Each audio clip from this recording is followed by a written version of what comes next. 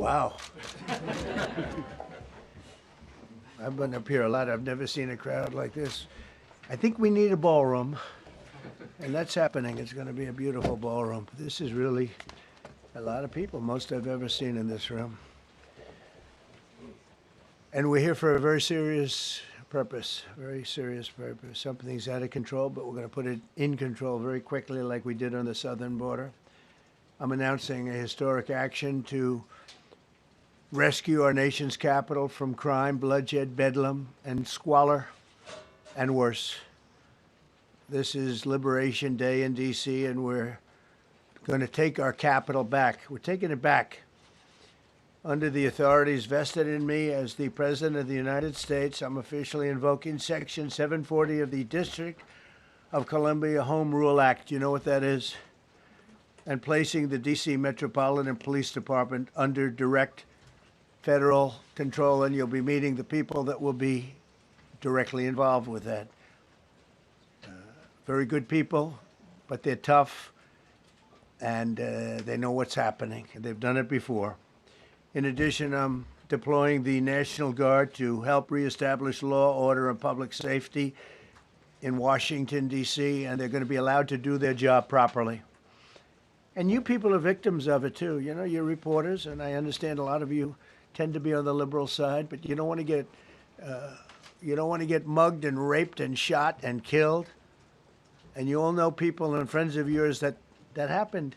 And so you can be anything you want, but you want to have safety in the streets. You want to be able to leave your apartment or your house where you live and feel safe and go into a store to buy a newspaper or buy something. And you don't have that now. The murder rate in Washington today is higher than that of Bogota, Colombia, Mexico City, some of the places that you hear about as being the worst places on earth, much higher. This is much higher.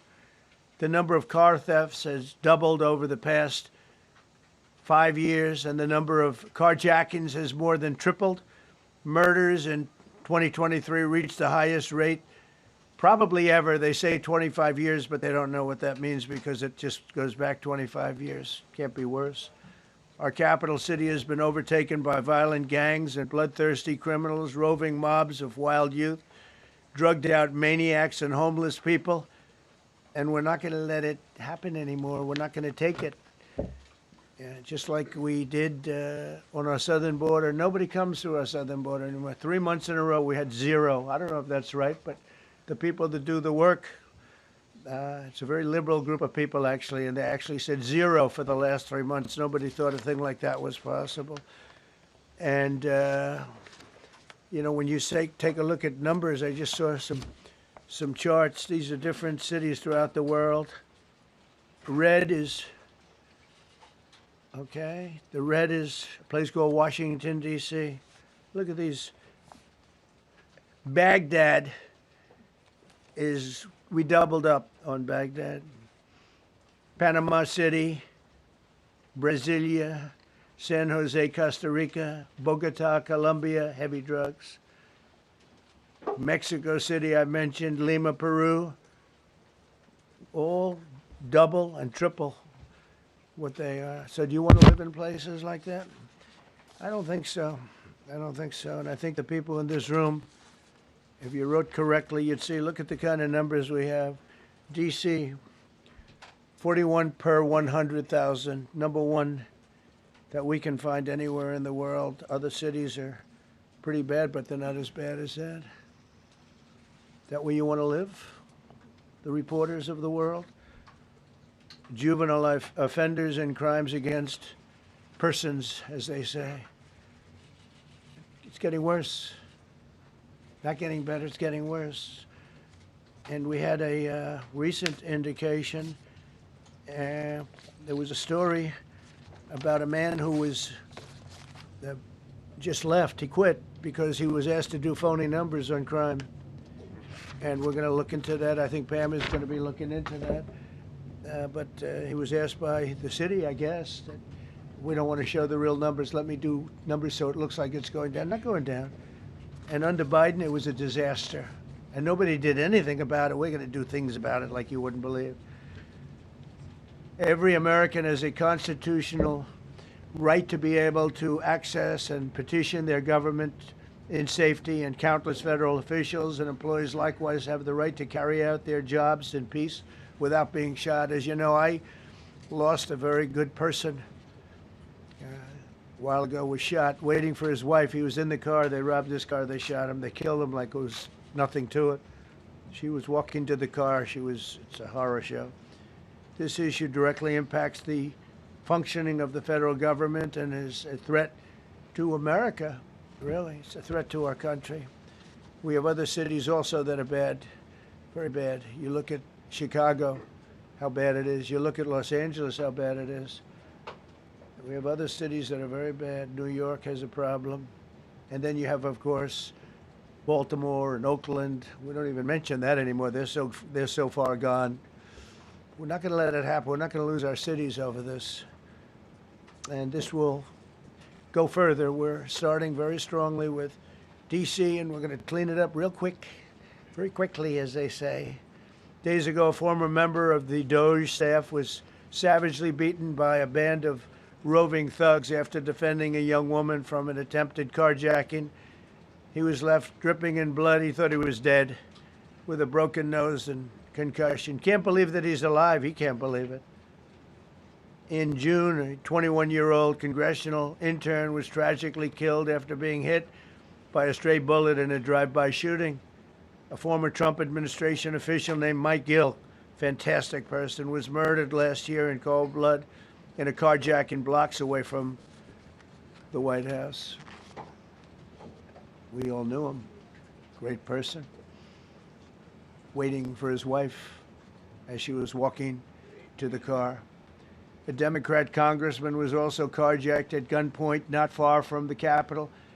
And in 2023, an aide to Senator Rand Paul was stabbed in the chest and head by a demented lunatic as he walked down the street, just absolutely for no reason. Horrifically, last July 4th weekend, a 3-year-old girl was shot in the head and killed while sitting in a car near the Capitol. It's becoming a situation of complete and total lawlessness. And we're getting rid of the slums, too. We have slums here. We're getting rid of them. I know it's not politically correct. You'll say, oh, so terrible. No, we're getting rid of the slums where they live. Caravans of mass youth rampage through city streets at all times of the day. There are ATVs, motorbikes. They travel pretty well. Entire neighborhoods are now under emergency curfews. Just this past weekend, gunfire went through, and you saw that, the Navy Yard. I saw it this morning. They saw that they fought back against law. See, they fight back until you knock the hell out of them, because it's the only language they understand. But they fought back against law enforcement last night. And they're not going to be fighting back long, because I've instructed them and told them whatever happens, you know, they love to spit in the face of the police. As the police are standing up there in uniform, they're standing and they're screaming at them an inch away from their face. And then they start spitting in their face. And I said, you tell them, you spit and we hit. And they can hit real hard.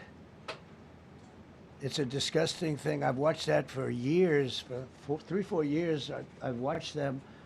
The police are standing, and they're told, don't do anything under any search. So and you can see they want to get at it. And they're standing there, and people are spitting in their face, and they're not allowed to do anything. But now they are allowed to do whatever the hell they want. This dire public safety crisis stems directly from the abject failures of the city's local leadership. The radical left city council adopted no cash bail. By the way, every place in the country where you have no cash bail is a disaster. That's what started the problem in New York, and they don't change it. They don't want to change it. That's what started it in Chicago. I mean, bad politicians started it, bad leadership started it, but that was the one thing that's central, no cash bail. Somebody murders somebody and they're out on no cash bail before the day is out. We're going to end that in Chicago, we're going to change the statute. I spoke with Pam and Todd and everybody. We're going to change the statute, and I'm going to have to get the Republicans to vote because the Democrats are weak on crime, totally weak on crime. They don't know why. They want to stop because they get mugged too. But we're going to change no cash bail. We're going to change the statute and get rid of some of the other things. And we'll count on the Republicans in Congress and Senate to vote. We have the majority, so we'll vote. We don't have a big majority, but we've gotten everything, including the great, big, beautiful bill. Got that done, and that's one of the greatest things that's ever happened to people in this country. They're starting to figure it out, how good it is. Biggest tax cut in history. So many things. But we'll be able to get that done. So, Todd, if you and Pam can draw up things working with the people, we will. I'll get it passed. We'll get it passed with the Republicans. Probably won't get, think of this, probably won't get one Democrat vote because they have no idea what they're doing. That's why they want men playing in women's sports. That's why they want transgender for everybody transgender. And they just got walloped in an election, in a landslide, and they haven't changed one thing. I saw the other day the certain gentleman who was a very well-known politician, Democrat, was fighting like hell that men should be allowed to play in women's sport. They just don't get it. They said it's an 80-20 issue, and I think it's a 97-3 issue. And I don't know who the three are. I've never heard anybody nobody's ever come up to me, sir, you have to let men play in women's sports. You have to do it, sir. Nobody's ever approached me. I don't know where this issue even comes from. Never seen anything like it. But they turned our nation's capital into a sanctuary jurisdiction. That's the other thing. We have to get rid of sanctuary cities as quickly as possible. We're going to do it, too. We have to. Because it's sanctuary for criminals. Releasing illegal alien gang members onto the streets. In 2022, nearly 70% of criminals arrested in Washington went unprosecuted. That's not going to happen with the group we have standing aside and standing behind me. And at the Metropolitan Police Department, it's now reached a small number relatively compared to what it was, but it's thousands of people. You know, we have thousands of police. I was told today, sir, they want more police. I heard a number, 3,500 police. That's a lot of police. 3,500. I thought they were going to say, we only have 30 policemen or women. He said, we have 3,500. We need more. You don't need more. That's so many. I never heard. That's like an army. How could you need more than 3,000? It just happened 2 minutes ago. Sir, they've requested more police. Oh, what do they have? About 3,500. I said, 3,500? This is not a big area. It's ridiculous. What you need is rules and regulations, and you need the right people to implement them. And we have the right people here, that I can tell you. Look at the border. Biden said there's nothing you can do. Kamala was the border czar. She never called one of the Border Patrol agents who are great. ICE is great. Never spoke to anybody. Never went there. But she was the border czar. And everybody said it was impossible to fix. I fixed it in 3 months. No, really. I fixed it the first week, but really fixed it over the months. And I mean, literally to a point where, as I said, 0 illegals entering our country in the last 90 days. Pretty amazing. It's time for dramatic action. We're going to do the same thing over here. It's going to be a very safe city very soon. We're not looking to take years because a lot of people die in years. And we've got incredible people in this country, except we have to allow them to do their job. And that we will deliver like nobody's ever delivered before. I actually think it's easy. You know, if you're competent, it's easy. If you're incompetent, it's impossible. But I'm very competent. Last week, my administration surged 500 federal agents into the district, including from the FBI, ATF, DEA, Park Police, the U.S. Marshal Service, the Secret Service, and the Department of Homeland Security. You know, a lot of nations, they don't have anything like that. They got some police, and they're rough police. They don't have DEA, ATF, FBI, Park Police, the U.S. Marshal Service, Secret Service, Department of Homeland Security. They got some police, but they're rough police, and they do their job. They don't have crime. We're not going to have crime either. They made dozens of arrests, and that's what starts to happen. Again, cashless bail. Watch what we do with that. Today, we're formally declaring a public safety emergency. This is an emergency. This is a tragic emergency. And it's embarrassing for me to be up here. You know, I'm going to see Putin. I'm going to Russia on Friday. I don't like being up here talking about how unsafe and how dirty and disgusting this once beautiful capital was, with graffiti all over the walls. It's another part of it, by the way, because we're talking about safety, but we're also talking about beautification. We have the most beautiful, potentially, capital in the world. We always had. But people come from Iowa, they come from Indiana, they come and then they get mugged. Not going to happen. Keep coming, because by the time you get your trip set, it's going to be safe again, and it's going to be clean very quickly. We're going to replace the medians that are falling down all over the roads. We're going to replace the potholes. We're going to put a nice new coat of asphalt over the top. No, we don't have to rip the road out and spend 7 years building a new road because they cut everything. Because some designer said, well, we need a 1/4 of an inch more turn for safety reasons. No, we're going to do it right. We're going to get it done quickly. So today we're declaring public safety emergency in the District of Columbia. And Attorney General Pam Bondi, who's fantastic, is taking command of the Metropolitan Police Department as of this moment. And I'll be making the appropriate notifications to Congress and to the mayor, our new DEA administrator, who's one of the top in the country. He better be Terry. If you're not, I'm going to get rid of you so fast. Terry Cole. Terry, thanks. Very good. We just got him, most highly recommended person. And you'll be designated as the interim federal commissioner of the Metropolitan Police Department. Okay? And you run them tough. They're good. You have a lot of good people. You have people that shouldn't be there.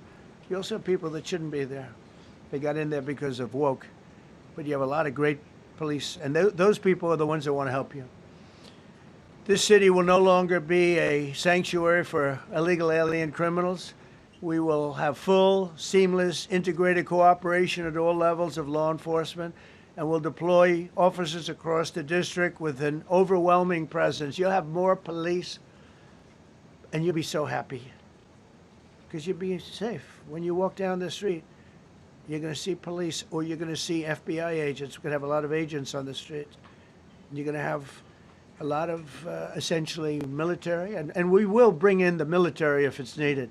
By the way, we're going to have National Guard, but Pete Hegseth will tell you about it. We will bring in the military if needed. People say, "Oh, that's so terrible. He's going to bring in." It's been used many times over the years. I don't think we'll need it. I think we've got so many great people, including the people that are in the police department with proper leadership. They'll immediately begin massive enforcement operations targeting known gangs, drug dealers, and criminal networks to get them the hell off the street, maybe get them out of the country, because a lot of them came into our country illegally. They shouldn't have been allowed in. They come from Venezuela. They come from all over the world. We're going to get them the hell out. They won't be here long. But some of these people, a lot of them, are homegrown criminals. And these are bad people. These are rough people. And this is just a list of some of the people that were given to me today that were criminals removed from the D.C. streets this weekend. They were rough and tough.